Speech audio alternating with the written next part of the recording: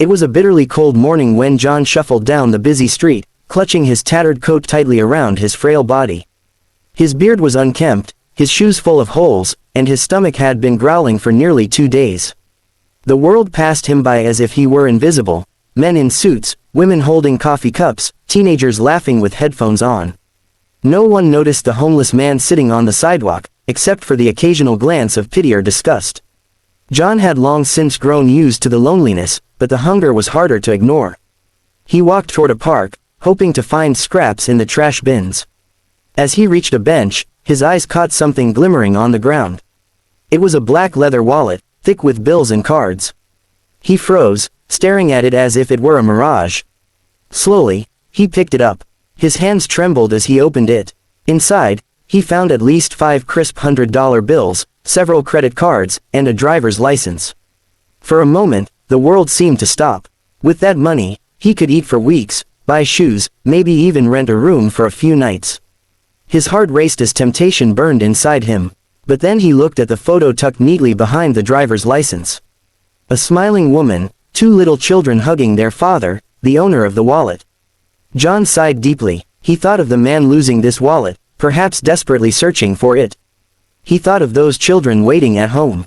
Not mine, John muttered to himself, closing it firmly. His stomach protested, his body screamed for food, but his conscience was stronger. Hours later, John limped his way to a police station and placed the wallet on the counter. I found this," he said quietly. The officer looked up, surprised, scanning the man from head to toe. "You didn't take anything?" he asked in disbelief. John shook his head. The officer opened the wallet and verified everything was intact. "Sir, this wallet belongs to Mr. William Anderson. He's one of the most successful businessmen in the city." John didn't care who he was. He only whispered, "Just make sure he gets it back." Then he turned and walked away, back to the cold streets, back to hunger, but with a quiet dignity in his heart. Later that evening, William Anderson stormed into the police station, his face pale with worry.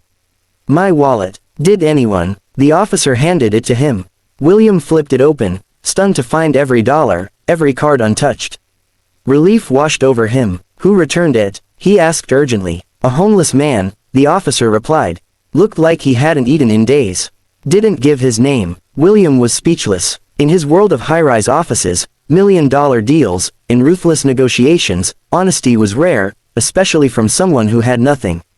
He couldn't shake the image of a starving man handing over a wallet full of cash.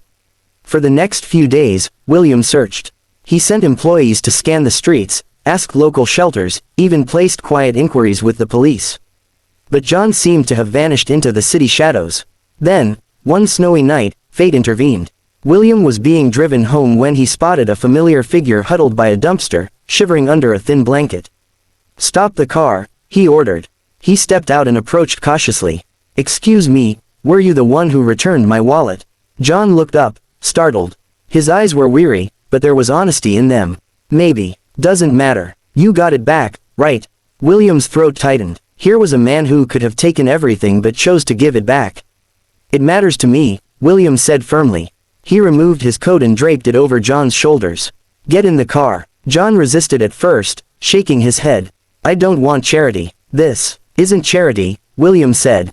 "It's gratitude." And so, for the first time in years, John sat in a warm car, unsure of where the night would lead him, but sensing that life was about to change forever. William brought John to his home, a sprawling mansion with warm lights glowing against the cold night. The moment John stepped inside, he froze, overwhelmed by the luxury.